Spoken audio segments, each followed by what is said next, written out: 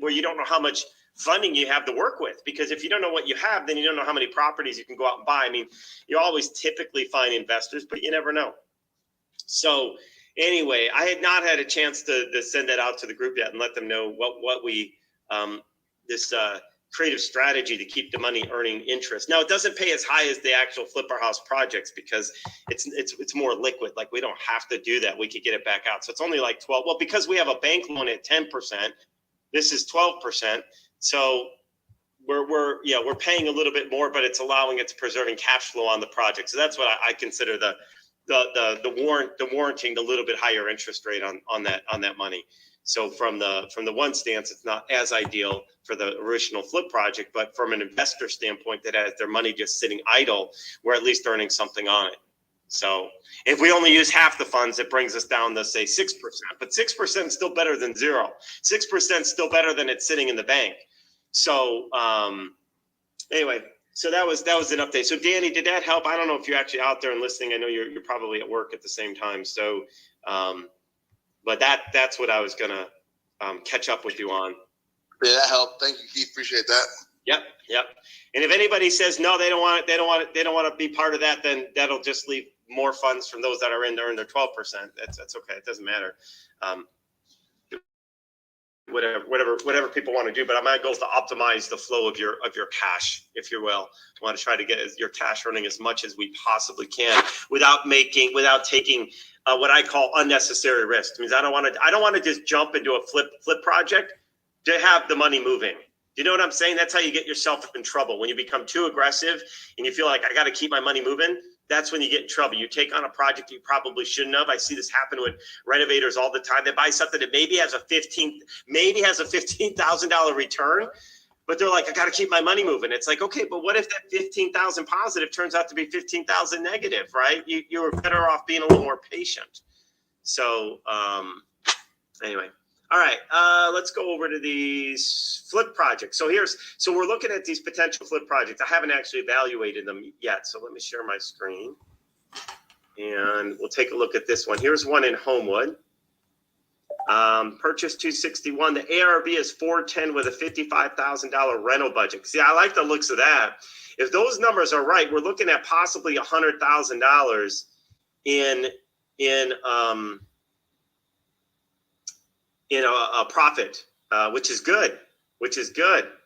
Hey, right. Keith, let me just, these are the numbers that they sent out. I haven't been able to check it yet.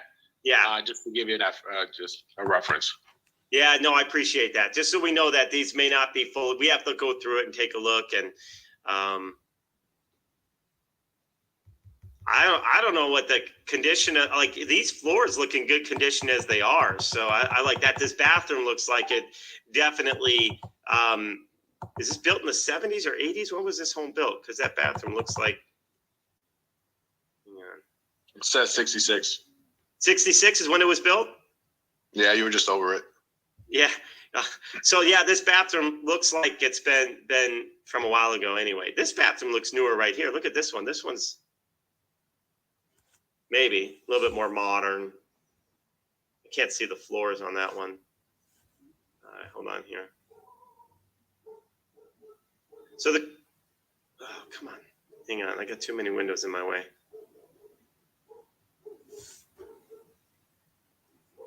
Oh. All right. Oh, that's it. I went through all the photos. That was pretty much, I was trying to find where's the arrow for the next ones. Oh yeah, there's an older school bathroom right there. I can tell already. So they definitely have some opportunities to do some renovation of some bathrooms. Those floors look nice though. Notice they got that wallpaper trim up there.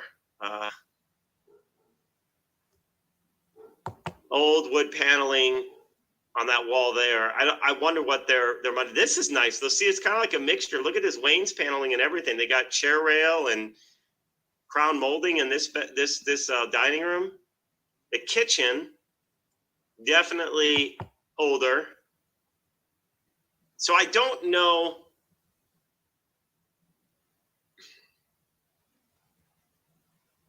Definitely a bit old. Did we look at this one before? Why does this house look familiar to me? No.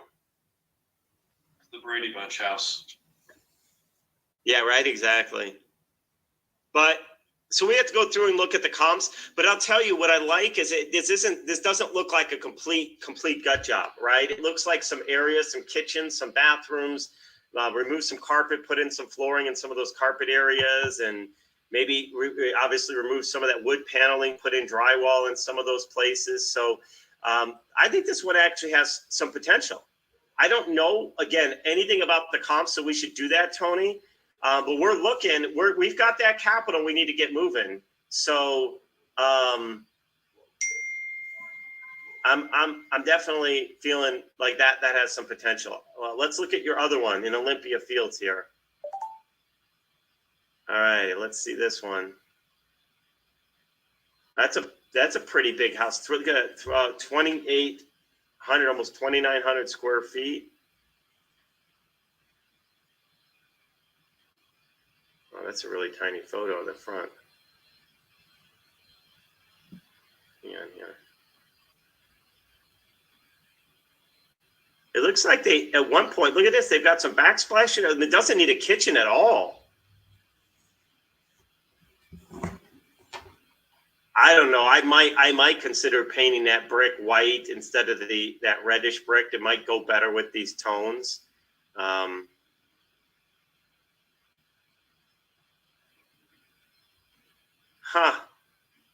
So what's the deal with this one? 264. They're giving an ARV, a $51,000 rental budget. I wonder what's in the rental budget. Estimated 60,000, 400,000. So these are worth, Tony. These are worth doing the comps of the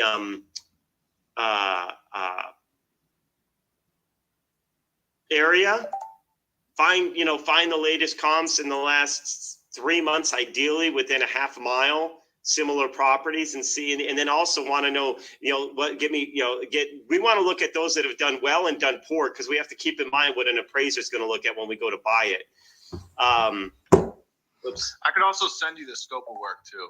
Yeah, that would be great. Actually, Yeah. What would be great, Tony, and this is for everybody. If you find things like this and you've got a bunch of documentation, create a Google Docs folder, and then in the notes section, attach the Google Docs link. Just share that folder, and then just put it in there, and then you can flag it and say, put all the details in here. Is that everyone following that? What I'm describing there? Yeah. Doug May does this very, very well. He's got like comps. He's got comps lined up. He's got the remines estimates. He's got photos if he's gone out and looked at it. But if that's the case, either one of these, based on these numbers and me just looking at the quality of the property, assuming the numbers are right, to me, these are not scary renovation projects, right? I don't think they need massive unless the $400,000 comps that they're using are completely gutted, all new high-end fixtures, blah, blah, blah. But in those areas like Olympia Fields and what's the otit one? I forgot already. It was in the area. Homewood. Yeah, I mean, you're not typically moving into Homewood to get a premium property, right? Right. And then if these look good, either one of these might be a good option. So we have based on this and based on what I was just describing with those construction loan opportunities, guys, if there's anybody else that has not had a chance to get involved in our, since you guys, this is not a public group, public offering, we do have these partnerships where if you've got people, people that want to invest in real estate, we call it private money lending, the way we structure it. So we're not creating LLCs if we don't know people, but you could become part of these deals and sharing those profits. These are some really good looking profit opportunities. One looked like to be around 60,000. Again, we got to run our own numbers, and the other one, based on those numbers, look to be close to 100,000. So we'll do some analysis, and we'll send something out to the group. Or we'll go into the Capital Partner portal. We'll put them in there and see if this is something we're seeing if we want to tackle and take on. But this could be a great place for our Grow Vertical projects that we were just talking about. And then of course I've got some other investors that have been waiting to get in. So we may be able to do both of these, Tony.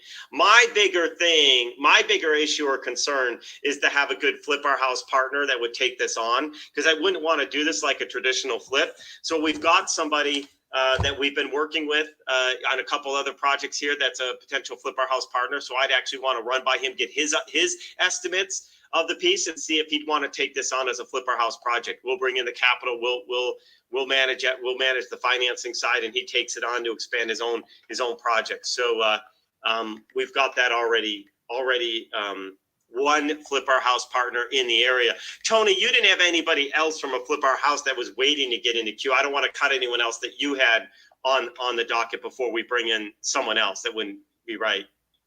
No, unless Okay. Joe. Was that? No, I was thinking of that guy you were talking about that was looking to do 30 or 40 flips a year. Yeah, that's exactly who I'm talking about. That was the one that we evaluated the other property in Elmhurst about, but the square footage was actually, I don't want to call it misrepresented, but I'll just call it misleading in the MLS. I mean, there's an argument and debate whether or not you can count below grade square footage, but the comps did not even out with where things were selling at. It was too small for the comps, given that they were counting the basement, the partially below grade square footage, which the other higher priced homes were not counting in their square footage. So that's why we passed on that one. So we're still looking for the right flip our house project to take on. And this could very well be it. And in fact, our drywall guys just finished at one of the properties. They're moving on to another one, and we can move them right on to this one. By the time they'll be done in 2-3 weeks, I think, in our Batavia project. So then they could probably move on to this. So let's do some work on this. I won't have time to get to it for myself personally till tomorrow, Tony, but any work you can do between now and tomorrow, and then I'll be happy in the afternoon. I'm going in the morning, as I mentioned, back down to Joliet, doing some commercial video shoot. And then we will do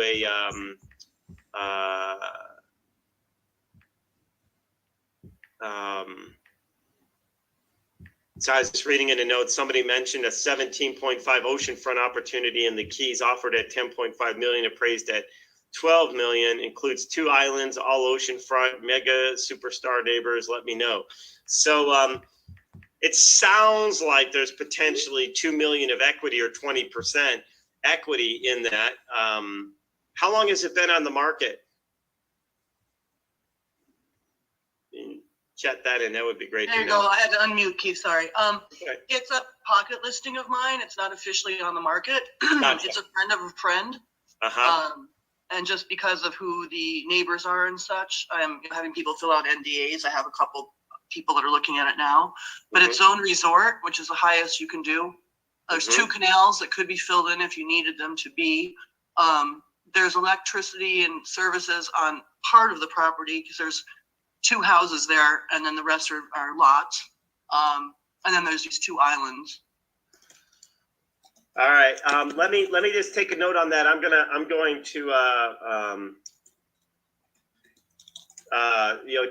take a look at if we've got people that may have interest in something like that. If it's zone hotel, that's what you said. It's zone hotel. Yes, resort. Mm-hmm.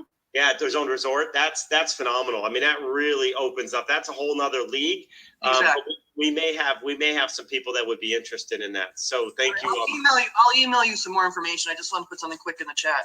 Yeah, no, that's perfect. Because obviously, if we weren't, then you don't have to waste your time nor mine. But I definitely would look at doing that or exploring that. I wouldn't say doing it. We have a lot more calls to make. But the ones that Tony just put in. So for everybody that's looking at properties, you see, did everyone see or at least feel what I felt, that these did not look like high concern renovation projects?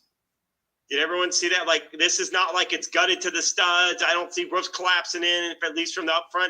These look like halfway done, partially ready to go. They might be 60 or 70,000 in rental. They could be 40. Those are the types of things that I like to take on pretty quickly because it removes a lot of the risk. And then when you leave $60,000 to $100,000 in potential margin and equity in there,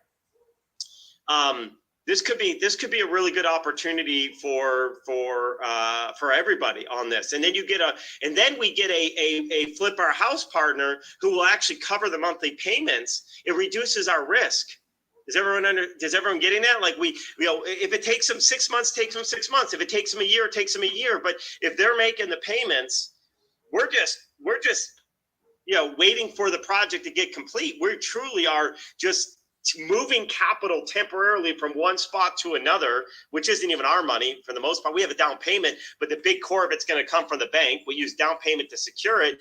We should be able to get a really good return on that investment. So these are the types of projects that I love, as long as we have Flip Our House partners that believe in it too. And that's always the good thing, because they're the ones on the ground. We can come up with whatever we want in our minds about what we think it's going to cost to renovate it and how long it's going to take, but we're not doing the work. Sam, you're not coming out to Illinois to do the work, right? So it really doesn't matter what you think. What matters is what the guy that's actually going to do the work and is going to put his own dollars into to do the work and believe that it's going to be worth X amount. That's what matters. So, but we're going to come up with our own estimates. So I'm really excited about this piece, but I thought it was good for this group to see, to actually see what types of Flip Our House projects tend to be attractive for what we're looking to do. Hey Keith, Yeah. are you gonna have time to put out the body tomorrow, or are you gonna be down in Joliet, it sounds like? Well, I'm going to be down in Joliet for sure during the day, and I don't know what my evening plans are yet. So I'm supposed to be getting together with one of my daughters. It started as Thursday. Now it might be Tuesday. Now it might be both days. So I don't know. So I would not make any commitments from my behalf. If you guys need to meet for Carla's schedule tomorrow, go ahead and meet without me. I can always run there on my own while I'm in town on when I have a minute. I'm still here until Sunday, through Sunday, I should say. Of course, Sunday's Mother's Day. So, yeah. So don't let me hold you up, because I still don't even know my plans. Okay, I'll let her know. Okay, cool. But what I'm really looking at, although I don't know if I have a car on Wednesday, I'm here. I'll still be in Aurora though. But I may have more time on Wednesday at the moment. For anybody that's wondering how much money to go into these deals, it really varies. The way that we do it, when people become capital investors or, private money lenders, what I usually like is a minimum of like 10,000, just because I don't want to manage a bunch of few $100s, few thousand here. There needs to be something substantial that we can do something with. To me, what does 10,000 do? Just so people get a gauge, like in my head, 10,000 is maybe 25% of a down payment, but even more important, they've already got the down payments covered without any questions. That's not the issue. But let's say we're going to do a draw inspection. 10,000 could actually cover the first $10,000 of renovation work, and then we could get a draw and keep returning that same 10,000. Does that make sense? If you got a $40,000 rental budget or 50,000, you do 10,000 of work. Boom, we pay it up front. They get the work done. Then we go get the bank reimburses us. We get the 10,000 back. We can't just keep churning it. So we got to do 4 or 5 draw inspections at a couple $100. It's worth it. But 10, 15, 20, that's usually ideal.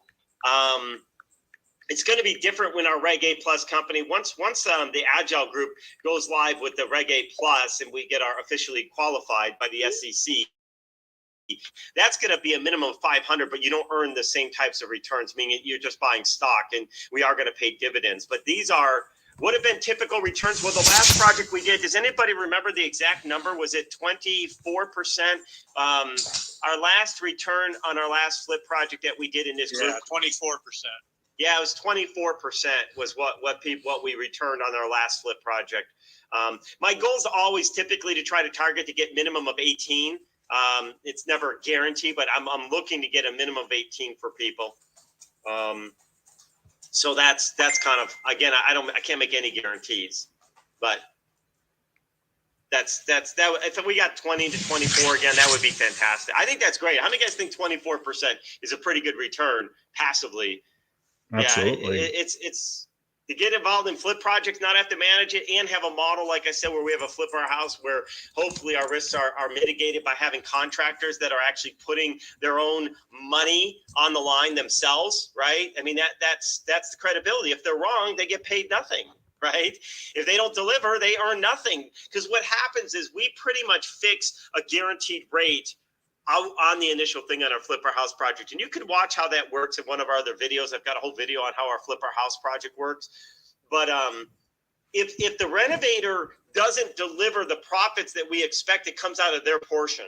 Like if they take longer and it eats up and it costs us money because we got extra interest brewing, that comes out of their pocket, not out of ours. If they say it's a $50,000 rental budget and it turns out to be $100,000, that comes out of their profit. So there's always a risk that the market turns or that you'll uncover things when you start doing the home, but hopefully do good due diligence. In a house like this, I'm not expecting to opening up a lot of walls. Obviously, I want to take down that wood paneling. So you are going to open some walls. It's built in the 60s, but it's not like these houses that are built in the 1900s. Hopefully they're a bit more solid structure. So anyway, and thanks, Mark, by the way, for remembering. I thought it was 24, but again, there's so many numbers that flow through my head these days. I Keith? don't remember everything perfectly. Keith, can I mention something real quick? Sure. A good friend of my brother's reached out to me, and he's got a 1969 house in what's called Valley Village, which is really a popular area in Southern California. Hasn't had any type of upgrades to it, and he wants me to sell it for him. I just reached out to him and asked him if he's at all interested in having the property for rental without having to be responsible for the vacancy issues. I think he has $40,000 left to pay on it, on the mortgage, and it's him and his sister that are basically the owners of it. So I just reached out to him. I sent him the Beyond Living website with different videos to share with his sister. Is that the best way to do that for right now? Yeah, possibly. I do want to make sure we're clear on one piece. You made a comment and you said and it would potentially, there's a model for that, Sam, given what you just shared with me, but just for the group, Sam said a model where he doesn't have to be, the way you phrased it, responsible about any vacancies. That's what you said? Yes. The way I interpret that is that we're guaranteeing the payment, which is not normally the case. Okay, not normally the case. However, what we do is they get the first part of revenue. Make sure everybody understands that as revenue comes in the door. But if you're telling me he's got $40,000 left to owe on it, depending on what the amount that is owed his monthly payment is and what we could potentially make, sometimes we'll guarantee payments, but that means there's certain structures that need to be in place for that. For example, we're locked in for 5 years. We get an option to buy it if we're upside down, all that other stuff, because I'm not putting money into a property with the risk of losing it. Yeah. But I'll make a solid investment, right? If we know let's say he owes $1,200 a month, and we know we could rent it straight out for $4,000 a month. Let's just say as an example, right? I'm making it up. You said it's a highly sought out area.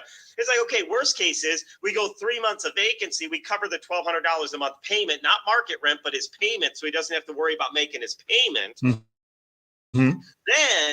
Then we make $4,000 rent in the first month. That $3,000 comes back into our pocket as reimbursement for guaranteeing those payments, right? Absolutely. While in the interim.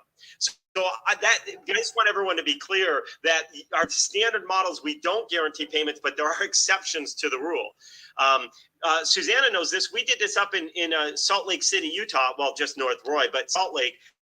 We guaranteed their housing payment of $1,000 a month. We put it up on short-term rental, and I think even the first month, it wasn't even a full month. I think, we got over the $1,000 in the short-term rental revenue. So now the payments are at least being covered while we're getting that going. The next month will hopefully be even better, and we could start recouping the $1,000 that we paid the vacancy, right? Just covered the cost. Yeah. So I just don't. But also, guys, don't be sharing that. What I just shared with this group, as a group, do not be sharing that with owners, because they'll get confused. They'll say no before we ever get there. I'm just letting you guys know in advance that if somebody has a property and they're saying, well, I saw your model, sounds like you partner, and I only get paid when money comes in. If they watched a video and that's what they captured out of it, say, well, there are other options, so let's get on a call with my partner and we'll talk about it. I just don't want you guys to walk away from something because somebody has a payment they're not willing. They're going to say no if they don't have their payment covered on a monthly basis. So of course, and I also said we have different options available, so that way he understands that that's not in stone. And I also said that we need to talk to my investor to see if it qualifies, because it may not necessarily qualify. Yeah, it's got to be the right fit. But when it's a good fit, we do have other models where we can take over payments. It's very similar to, in certain cases, people get behind with the bank will take over their payments on the property. But in those cases, it's an option contract. It's not even like a first right of refusal. We get the option then to buy the house in 5 years if we want, because you are going to have to sell it anyway. I want to partner with you for life, and I'll let you kick the can down the road and keep extending that option of when we buy it, but you're not selling this out from under us. It's impossible, right? Like, this is, if we're making to catch the bank up, we're now partnered on this for life, right? That's pretty much it. You have a way out. And the value of the homes in that area, in that cul-de-sac, are about 1.5 million. So, and the property's a fairly decent size, a single story, but it has delayed maintenance. So I don't know exactly. I haven't been in the house yet. But and if it's got deferred maintenance and it's going to take quite a bit to get in, we have to figure out the best way to do it. Just as a quick, because I do have to run. I know I'm well over my 1:30 window, but I will say this: sometimes the owners have to put it in, and they'll have to do a HELOC against it to get the capital to put it in. But again, we'll cover the payment for the HELOC. That could be a case. Maybe we won't. It depends. Maybe we split it 50-50. Other cases, we'll create an LLC together and finance it, because it needs a lot of money, needs $100,000. Then guess what? We're in it for life, right? Of course. This is 50-50. It's an LLC, a joint LLC. We're going to turn this into an investment opportunity for you. We're going to use the property as leverage together, keep the loan as low as it possibly can. We cover the cost, and it's basically passive for you. So how do we leverage your assets? So there are so many different models that we'll explore, but it's based on situation, property, where they're at, where the house is at, money needed, blah, blah, blah, their credit, their need for cash. We have so many different models. So should I take a Zillow shot of what the house is and email that to you? Yeah, well, what you should do is put it in Accelerator and flag it. It looks like I still have Accelerator open, don't I? Put it in Accelerator just like Tony did. Okay. And put it in as a property, and then in the notes section, put as much detail as you can. Okay. And if you've got multiple things, you can have links right to Zillow, go inside Accelerator. But if you've got extra documents where you've got photos, maybe he had to send them to you. It's not on Zillow, but I took some. Here they are. Just upload them to Drive and share that Google Drive. And then you flag it. And then we'll take a look at it. Yeah, I pulled a property profile on it, so I could send that as well. Perfect. Yeah, just load all that stuff in the Google Drive, attach a Google Drive link in the notes section, hit save, and that'll be great. Got it. I'll do that. Cool. Awesome. I do have to run here in just a second. Hold on one second, though. Oh, no, I've got a few more. I've got another couple minutes. Hold on here. I've got a couple more minutes in case you guys have questions. So I want to pause and say, was that helpful for everybody to see some of these examples of some of these flip projects like we saw that Tony loaded in, to see what we look for Flip Our House projects, and then to talk through situations like what Sam has, where he's got this guy, here's his situation. Like, I mean, this is how I think of it. If you've got you got $1 million, you got even a $500,000 property. It doesn't matter. If you've got significant equity in a property and a low enough payment, and you want us just to turn this into success for you, right? More money than it's worth as it is today. We're willing to take those on. To me, that's like investing into a business, right? From our side too, right? It's a partnership. It's kind of like this. It's like sitting here on this corner lot and you've got this prime space, and Starbucks walks up and says, "You've got this empty lot."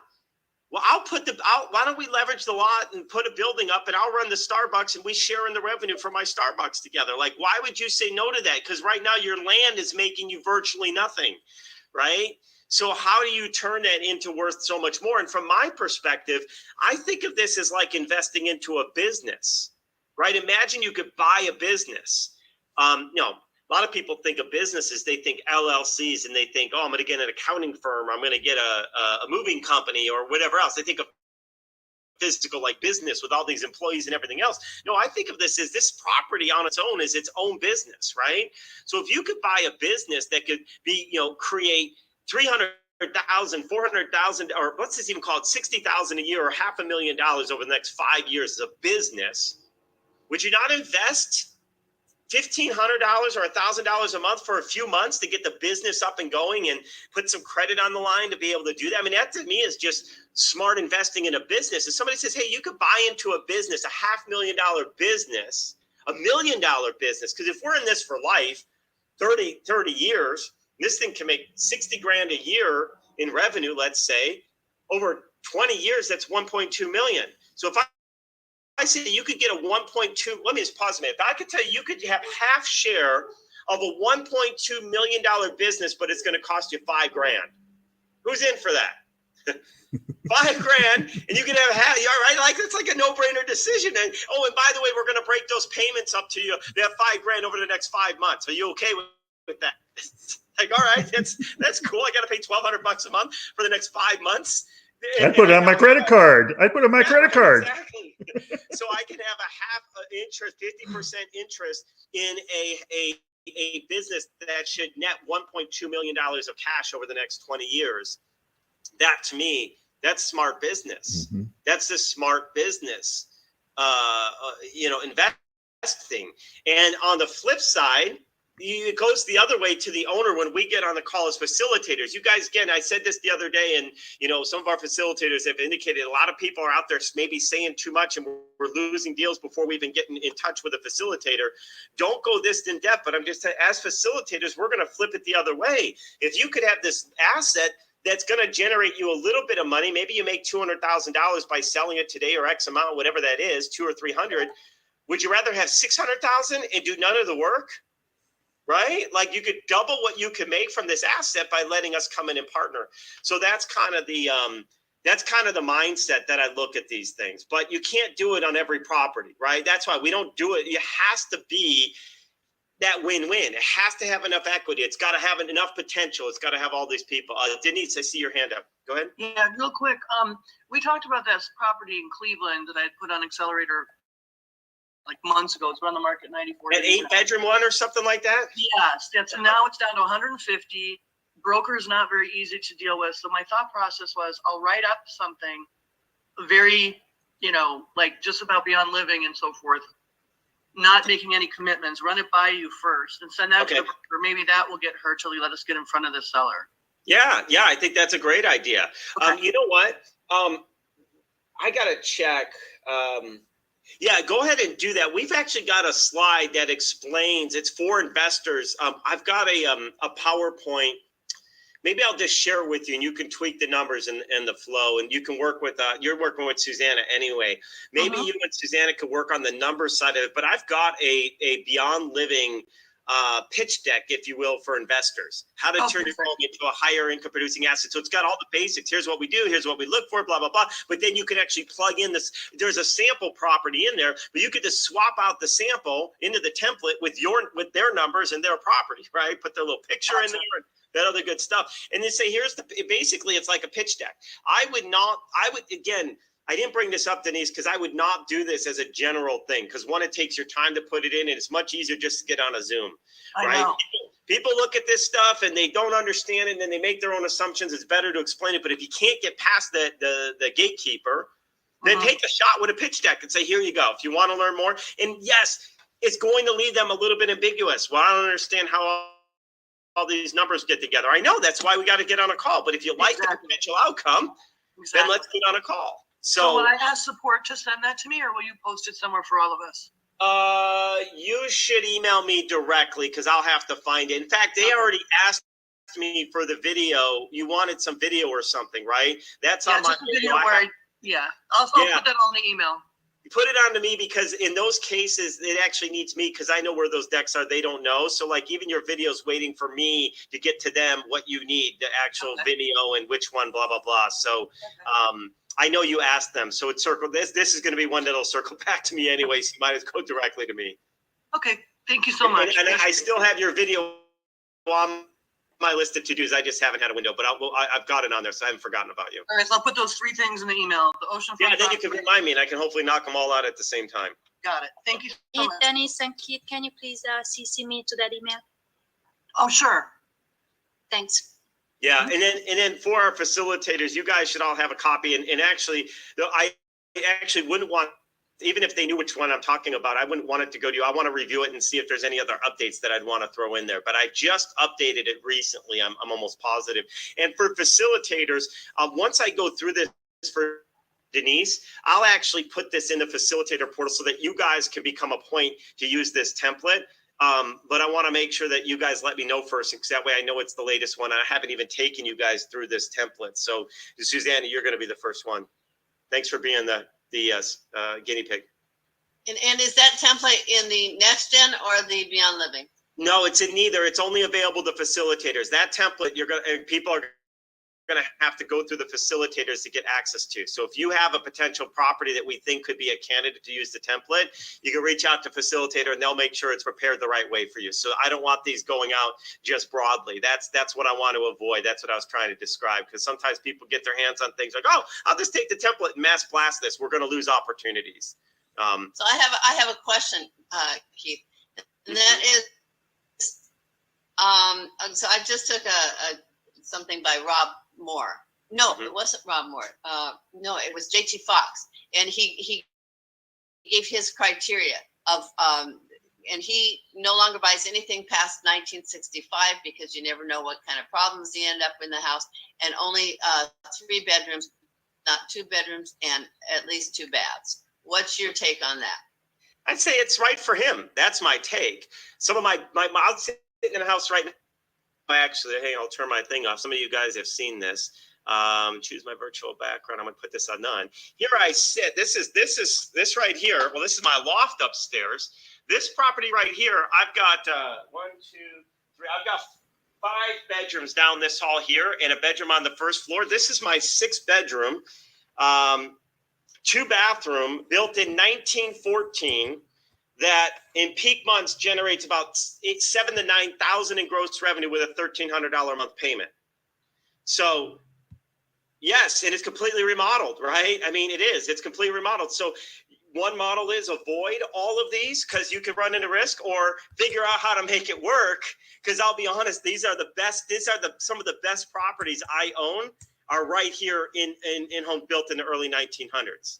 So I'm not saying he's wrong, right? For him, that's the right way to go. I would say for you guys, I wouldn't necessarily follow his advice without understanding the possible opportunities that are out there, because that's his view. For me, I would actually buy. I actually prefer these more than these $400,000, $500,000, $600,000, $700,000 homes, because I'll tell you this. I'll tell you this right now. If I look at my short-term rental, Josephine, you know this. You know the value of Rancho. Rancho is like what, like a $400,000 home, $450,000. I don't know what it is. But that home in Vegas, beautiful, gorgeous, remodeled with a pool. But I still get almost just as much revenue on this property as we do on that property for half the price, right? So you just have to find the model that works for you. So that's my comment. I'm not saying my model's right for everybody. And I will tell you, sometimes when I do these, I say I'm never going to do this again, right? But then I look at the numbers and I look at the people coming in, and it's so funny because I'm here in Chicago right now, staying here. I actually came from the hotel. This weekend, I had to stay at a hotel because I can't get a weekend. This is booked out every weekend, all the way through like September. Right? I cannot stay in my own property on a weekend. So that's okay, because I charge $300 a night here and I go stay at a Residence Inn for $120. I'm making money. I'm still getting paid. I still have a kitchen and everything else. It actually was closer to my kids' dance competition. Well, no, I wasn't closer. The one time I was only 10 minutes away here. I had to drive 20. But normally I'd be closer elsewhere of all times. But for me, I would buy these all day long and almost want to specialize in these. I want to find these other areas that people come in, because here's what I'm finding. And let me just tell you my thoughts. When people are coming in here, we often get longer trips. People are staying longer. The other one I bought around the corner, the guy just renewed. He just extended through the entire month of May. I like more bedrooms. I will agree with that. Didn't you say minimum 2 bedrooms? I think that's might have been what you said. No, minimum 3. He won't buy 2 bedrooms. Oh yeah, okay. So larger bedrooms better. The other house I have is a 4 bedroom, and I've had somebody in there now for 2 months staying there, and they just renewed again. They came in up from Texas to do hail damage repair. Right. And they've got a team in there. And so they wanted a place for all their employees. And I'll tell you the other thing I would do different. The one thing that I am doing different is I agree with Aldo, the way that you set up a lot of your properties, you've got a mixture of queens and twin beds. I actually like that if you're trying to work with corporate hosting, if you're trying to work with businesses that are coming in, because these are contractors, right? If they don't want to be sharing a queen bed together, right? These are manly men, coming in to do work. So they want that split up. So there's different schools of philosophy that from an operations perspective, having all queen beds in there makes it easier on the housekeepers. But I'll tell you, I believe for people that want to come in and use corporate, even with kids, they might older kids and they might prefer even to have their own beds. So I think a mixture of queens and twins is actually even better for the setups. That's kind of what I'm coming to in this. If you want to do some of those longer term rentals, get some of the corporate housing, people that are coming in, et cetera. And I don't know, although if that's why you do it or not, or if you just, I know a lot of times you do bunk beds even. So of course that's at the optimized space. No, I just do it when I would prefer to have like a room with 2 full beds instead of the bunk bed, just because it's just better. I mean, like the bunk bed is cool for the kid. Like, sometimes you don't want, like if it's just going to be adults, they may see the bunk beds and it might be a turn off, so. Like right, exactly. But if you have like two beds, 2 full beds, like in one room instead of a bunk bed, it'd be probably a little bit more attractive, So but if the room is too small to do that, then, I'll go with the bunk bed. Yep. I think a bunk bed is a bit of a liability. Oh, it totally is. That's why we don't do those in our Beyond Living homes. But kids, you're less likely of, in my opinion, of that, because they're more nimble, they're more flexible. Like my kids have bunk beds at home. I'd be more worried about adults. Like we just had a handful of 50, 60-year-old women here, and here's why I share that. Dude, we opened the door to come back in today. And we didn't have the cleaners hadn't come yet. There's been no cleaning's been done yet. It looked like it was ready for the next guest, right? Like they took care of it like it was their own home. But I would not want, someone older and then maybe less agile climbing up in a bunk bed. They are way more likely for something to happen than young kids. My kids, I'm not worried about them. They're going to climb anyway. They're going to put 2 full beds on top of one another, try to create bunk beds. That might be a bigger liability. But this is no fun. These beds are on the floor. Let's raise these on top of one another, so. And trampolines. So my reference really was more to flippers than to long-term rentals. And we have some right now. I think it's a 5-bedroom, 1 bath, and it's maybe built in 1914. We're just about to put on the market. Well, let me address that. If you're talking about flipping, I still don't know. I still wouldn't be against bigger homes, because here's why.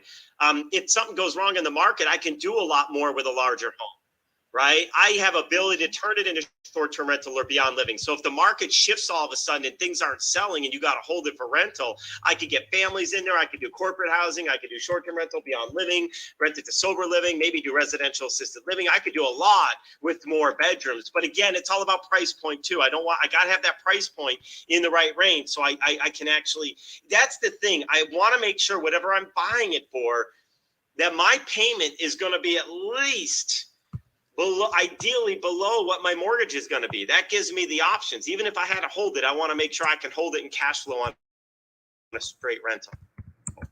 So I do have to run though, guys, but I do see a hand up. Dawn, you got a hand up, and I saw it up there for a little while. So go ahead real quick. What can I answer for you?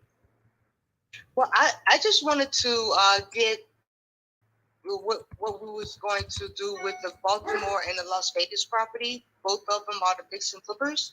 Yeah. I didn't know how far back in the queue, how far back it was. I remember you saying that, it's in the queue and the properties are coming in, because I didn't know the Baltimore property is on his 5th extension, and he has put a lot of money in, and it's because there's a lot of equity in that piece of property, and it's in a great location. And he was just wondering, how far back he is in the queue, because it's trying to stay out of the video. because he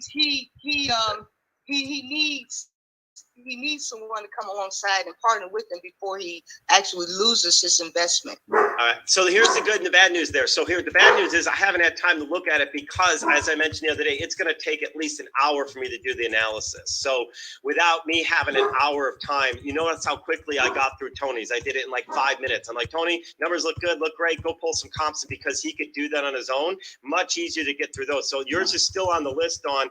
But that's the bad news. So it's going to be to at least tomorrow, assuming I even have time tomorrow. It might not even be till Wednesday or Thursday or Friday, sometime this week, because I don't know So my week. he did sign up through the Fix and Flip portal. So you have the comps, you have all of that information.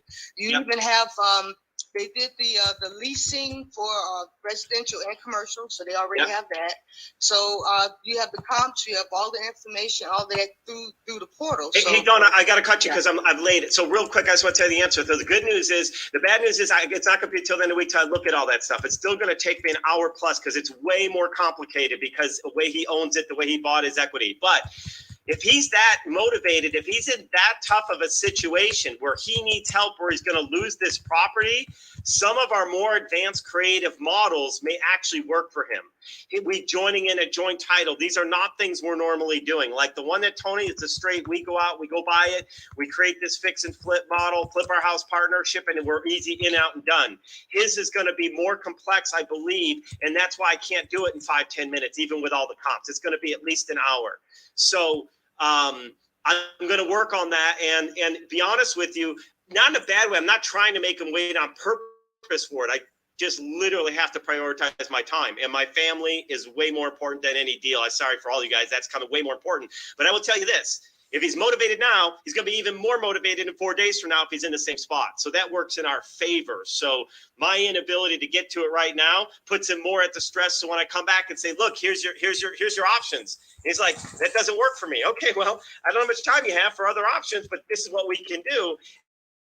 It actually plays in our ability to be able to do it in the right way so that we can structure it. So that's the good side of this, Dawn, is that if there's a way for us to help him, meaning it makes sense, it's going to be more advanced. I can tell you right now, I have a feeling this is something where he's going to have to title it into a joint LLC. We're going to have to do our own financing on it together with him. It's going to be paperwork. It's going to be way more complex. And so even if we say yes, it's going to take like me a half a day or a day just to work through all the paperwork and the strategy. So even if I reviewed it now and he said yes, I couldn't solve it this week anyway. So we'll get to him understanding the options, and hopefully we can help him out of his tight situation. I'd love to be able to help him out of that tight situation. So can I give him a time frame for around maybe 4 or 5 days into the week or something like that? I would say that we're hoping it's in the queue. We're hoping to have it reviewed by the end of the week. That's what you can say. Is our goal is to hope to have it reviewed by the end of the week. That's the strongest commitment I can make right now. Okay, thank you. I appreciate it. Yep. You bet. All right, guys, I do have to run. Thanks so much for being on today. I cannot wait to share with you some of these outcomes of all the great stuff that's happening. We'll see you guys Thursday night. And Deborah, I know we're still on for Thursday as well, I think. So I'll see you directly then. And Joe, I'll keep you posted on today. I don't know if I heard back or not, but I'll keep you posted. Sounds good. Thanks, guys. Bye-bye. Recording stopped.